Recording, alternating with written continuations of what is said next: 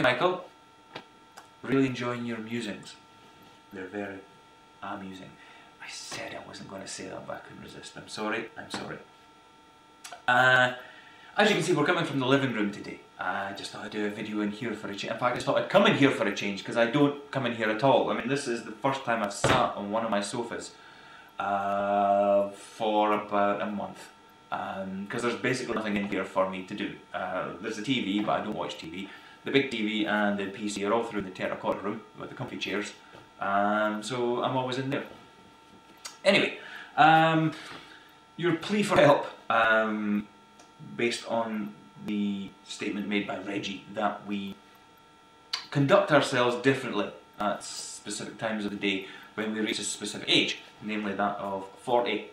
And being over 40 and male and one of your subscribers, as well as certain other attributes, means that I am appropriately equipped to be able to deal with this response.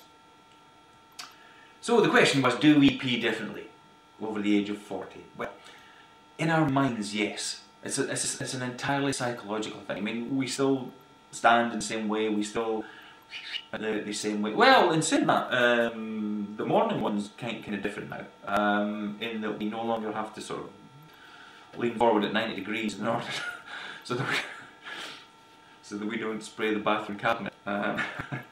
Father Time has put paid to those days.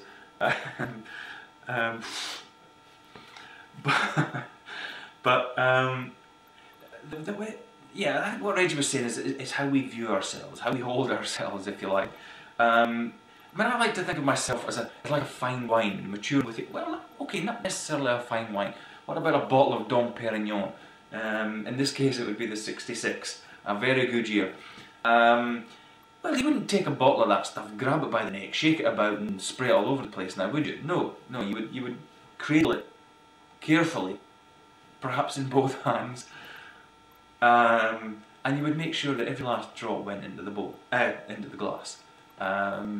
And also, say like a vinyl record, an old rare vinyl record, well, you would handle that with kid gloves, only holding it by the edges, so that you didn't damage your groove. A piece of fine art, you just wouldn't stick it in any old dark corner, would you? No, you would want it to be well hung. You know, in a nice, comfortable position, so that it was shown off to its best advantage. Yeah, I mean, I think we have to, you know, let's not beat about the bush. We're into the second half, like it or lump it. That's the way it is. We know we've played the first half, and depending on your lifestyle, how you've scored or made a touchdown or not, you know, this is the make or break half, one way or the other. This is where we've got to make it count, and make it last as long as we possibly can. So I think the key words here are care and attention. You know, it's like my old Land Rover sitting out on the driveway, knackered, can't get it to go, gubbed. You know, it's just reached a point in its life where things are starting to fall off on the thing, and it has to be treated differently. And we're no different. You know, think of ourselves as classic cars. You know, you wouldn't go thrashing it over a set of speed bumps, you know, you wouldn't want to rip your exhaust pipe off, damage your sump. No. Yeah, you would be out with the diaper, wiping it, make sure it was all, you know, every little mark that was on it. And you'd keep it well lubricated. You know, you'd make sure your oil levels were well topped up. So that's what it really comes down to. It's not that we suddenly change overnight physically, but mentally we do. The psychological aspect of the whole aging process really comes to the fore when we reach 40. We have to conduct ourselves in accordance with our age. You know, we're no longer the loose cannons that we used to be. We have to be careful where the ball goes now. You know, when we fire it off in the morning or at night, or fortunately we're not at that 3 times a night stage, unless, you know, you've been drinking a lot. But No, I think the answer is no, we don't pee differently.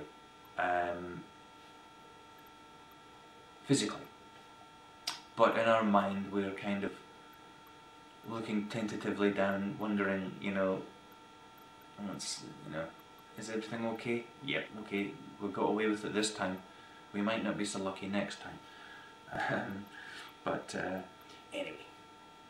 Happens to us all, Michael. Happens to the best of us, the worst of us, and everything in between. These analogies are coming from. Anyway, happy birthday when it comes. I'm sure you'll let us know when that day is. I think it's quite imminent, isn't it? Wait till you're 41. 41 is the new 40 as far as I'm concerned. Well, I have to say that, isn't it? Haven't I? Don't I? Yes. And if 40 is the new 30, 41 will do me fine. I don't know if that answers your question or not. I know myself,